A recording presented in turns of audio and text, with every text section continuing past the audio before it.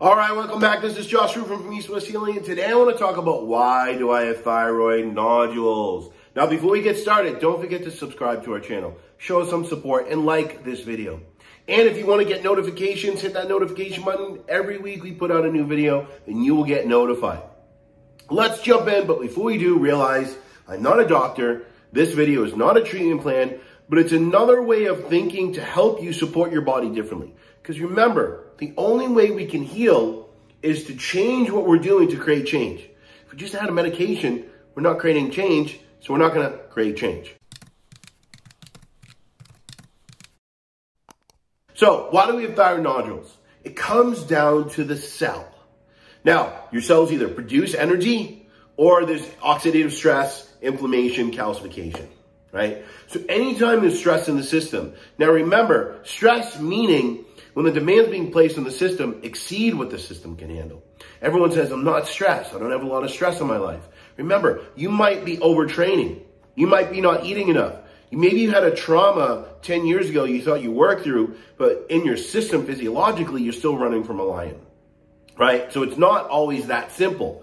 But anytime we go down that route, that chronic stress, when it's not regulated, not just stress in general, but that chronic stress will cause mineral loss. Mineral loss causes energy depletion and confusion at the cell level because we need these minerals to produce energy. And if we don't have these to produce energy, what happens?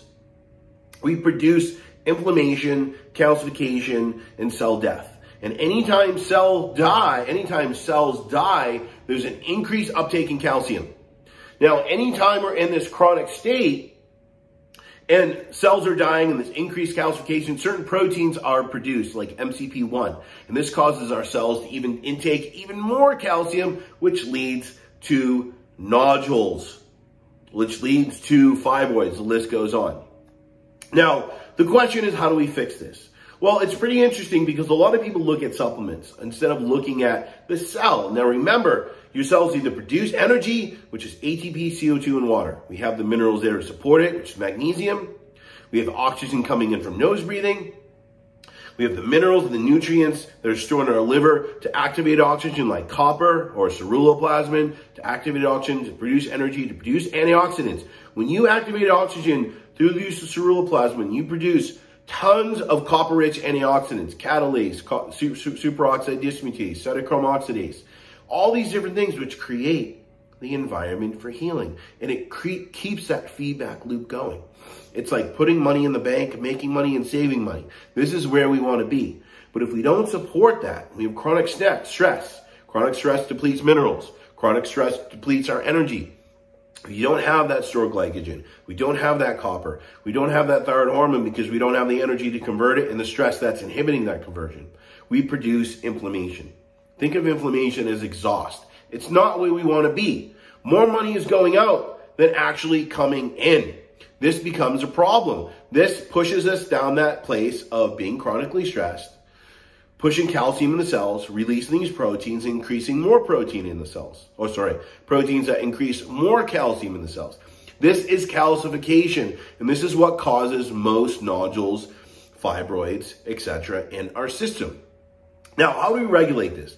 Well, there was a study done in 2019, which kind of goes with our approach, where they actually used spirulina, which is high in copper, and they showed a reduction in the size of thyroid nodules. Why would this happen? Well, remember, spirulina is high in copper. We recommend people eating healthy proteins, organic proteins, right? Proteins from a clean, healthy source, like muscle meats, whether it's beef, lamb, venison, chicken, etc. Healthy dairy that doesn't have added synthetic A, that doesn't have added synthetic D. That's organic, if not raw. Eggs from a clean source.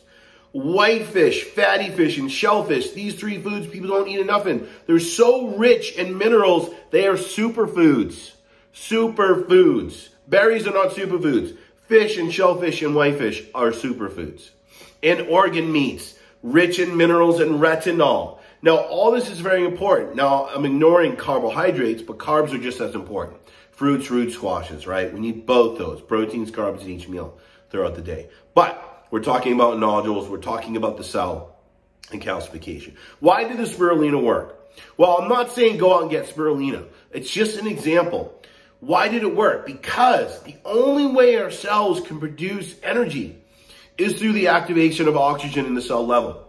The only mineral on this planet that can activate oxygen is bioavailable copper, which is called ceruloplasmin. How do we produce ceruloplasmin? Many different ways. The first is the liver stores copper. It uses retinol, which is vitamin A, to metabolize it into bioavailable copper. The second is from certain foods like vitamin C rich foods. They contain an enzyme called tyrosinase, which stimulates the liver to produce more ceruloplasmin. Eating healthy proteins that have retinol, like fatty fish, eggs, dairy, organ meats. Eating mineral-rich foods that have copper and different minerals, like organ meats, like fatty fish and whitefish and shellfish, etc.